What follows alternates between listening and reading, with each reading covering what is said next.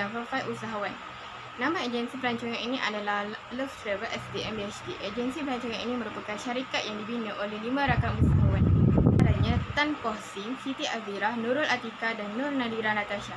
Kesemua rakan kongsi ini juga merupakan usahawan muda yang melaksanakan tanggungjawab terhadap agensi Love Travel SDM BHD, dan semua usahawan ini mengambil jurusan bidang yang sama dan universiti yang sama dengan pemilik agensi pelancongan, iaitu Nur Syahira Ilyani.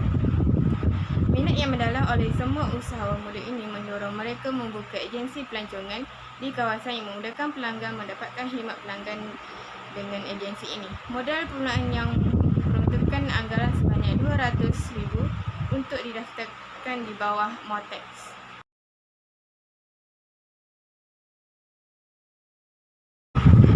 Ciri-ciri usahawan pula, usahawan merupakan seorang yang mengusaha sebuah perusahaan dengan titik keluar mereka sendiri.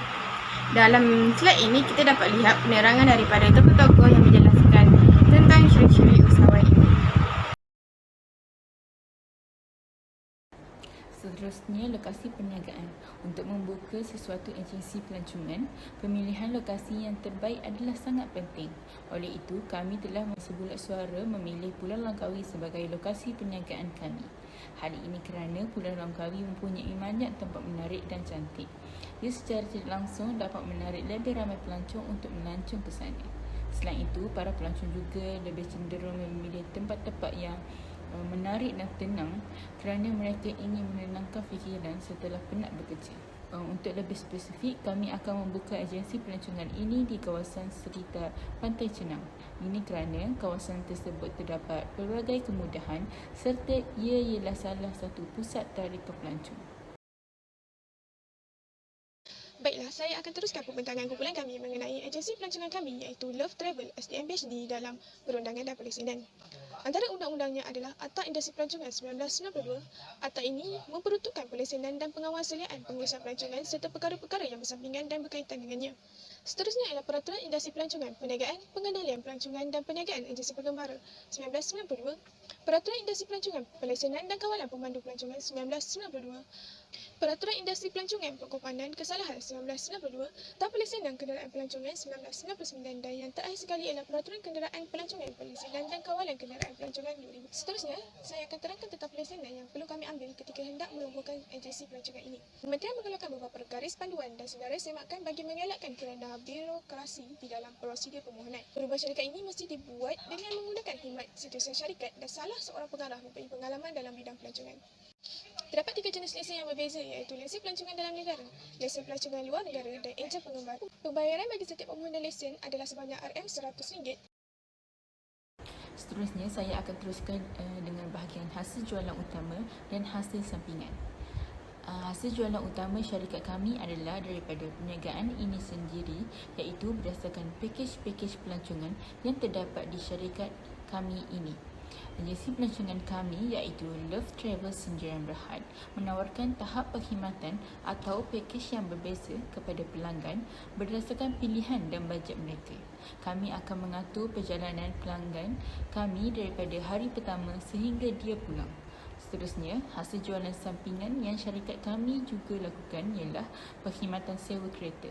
Hal ini kerana kami dapati yang permintaan untuk kereta sewa di Pulau Langkawi sangat tinggi. Ia kerana kebanyakan pelancong tidak membawa kenderaan ke Pulau Langkawi dan sebaliknya hanya menggunakan pengangkutan udara atau air untuk ke Pulau Langkawi. Syarikat kami berada di tingkat bawah dalam sebuah bangunan rumah kedai tingkat 2 dan berada di daerah pusat perniagaan. Hal ini dapat menarik banyak orang. Syarikat kami juga mempunyai kelengkapan yang sempurna dan cantik agar pelanggan dan pekerja dapat merasa dalam keadaan yang selesa dan aman. Kaunter depan juga perlu memastikan semua pelanggan yang masuk dapat mematuhi SOP yang ditentu, iaitu berimbas mai sejahtera, mengukur suhu badan dan menjalankan proses pembasmi kuman yang disediakan oleh syarikat. Kaunter kaunseling menggunakan perkakasan komputer untuk berkhidmat pelanggan dengan melalui penghantaran informasi dan maklumat yang mereka ingin mendapati. Kelengkapan seperti sofa, kabinet, televisyen, pengawal dingin dan lain-lain juga disediakan. Baiklah, saya akan teruskan pembentangan kumpulan kami mengenai anggaran kos permulaan bagi agensi pelancongan kami iaitu Love Travel SDM PhD.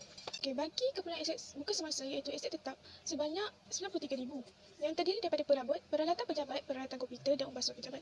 Seterusnya ialah kumpulan modal kerja kami selama 1 bulan iaitu sebanyak 84,700 yang terdiri daripada perbelanjaan pentadbiran dan organisasi, perbelanjaan pemasaran, perbelanjaan operasi, insurans, sewa bangunan, utiliti pejabat dan gaji.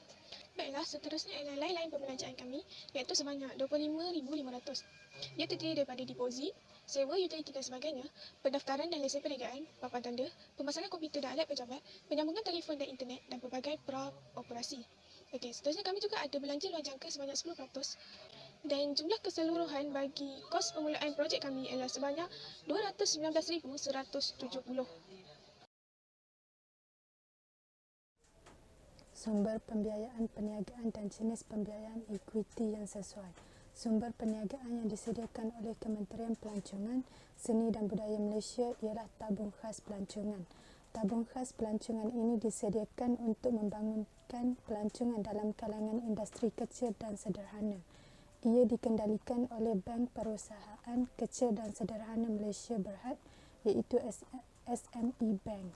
Terdapat 3 jenis kemudahan yang disediakan iaitu pembiayaan aset tetap, pembiayaan modal kerja atau modal kerja berputar dan jaminan bank. Jumlah minimum pembiayaan ini ialah RM5,000 dan jumlah maksimum tidak ditetapkan. Pembiayaan ekuiti yang sesuai untuk perniagaan kami ialah pembiayaan modal kerja. Pembiayaan modal kerja ini sesuai untuk perniagaan kami yang memerlukan modal pendahuluan untuk memulakan perniagaan. Isu dan cabaran oleh bakal yang dihadapi oleh usahawan. Yang pertama, ilmu pengurusan. Usahawan yang tidak mempunyai ilmu pengurusan berkemungkinan sesuatu perniagaan itu tidak akan dapat dijalankan dengan lancar. Kedua, pesaing sebab perniagaan akan tetap mempunyai cabaran iaitu bersaing dengan perniagaan lain. Namun jika usahawan ini tidak mampu untuk bersaing, maka sebab perniagaan tersebut tidak akan dapat bertahan lama. Dan akhir sekali, komitmen dan disiplin.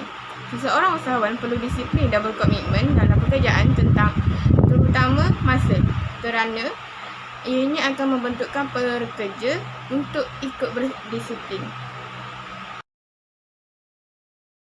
Terdapat 5 strategi yang sesuai untuk membantu syarikat bertahan dalam industri. Strategi yang pertama ialah bijak memantau kewangan syarikat. Kewangan syarikat memainkan peranan yang penting dalam menentukan kestabilan sesebuah syarikat. Yang kedua ialah kreatif dan inovatif. Sebagai usahawan, kita perlu menjadi kreatif dan inovatif supaya perniagaan kita berlainan dengan orang lain dan menjadikan keunikan perniagaan kita sebagai tarikan kepada pelanggan untuk mendapatkan servis kita. Strategi yang ketiga ialah komited dan bijak dalam menangani masalah dan risiko yang dihadapi. Melalui masalah dan risiko yang dihadapi, kita dapat memajukan lagi perniagaan. Strategi yang keempat ialah sentiasa mendapatkan motivasi. Motivasi sangat penting supaya kita sentiasa berfikiran positif dan sentiasa bersemangat.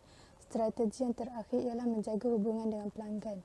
Komunikasi dengan pelanggan sangat penting demi memenuhi kehendak mereka. Akhir sekali, cadangan tindakan kreatif seperti menjalankan berbagai strategi promosi yang dapat menarik perhatian masyarakat. Syarikat juga boleh memfokuskan perkhidmatan dengan lebih sistematik dengan penggunaan laman web iaitu secara online dengan dilengkapi perisian mesra pelanggan dan juga dapat menjalankan pemasaran dengan melalui kaedah offline.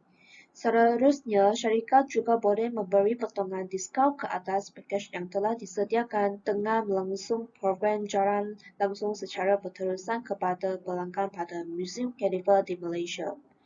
Syarikat juga boleh bekerjasama dengan agensi-agensi pelancongan yang berada di dalam ataupun luar negara untuk memasar perkhidmatan yang telah disediakan dan meningkat jalan syarikat secara nyata. Akhirnya, syarikat boleh mempromosi produk pelancongan baru yang dapat menarik minat dan perhatian pengunjung luar negara.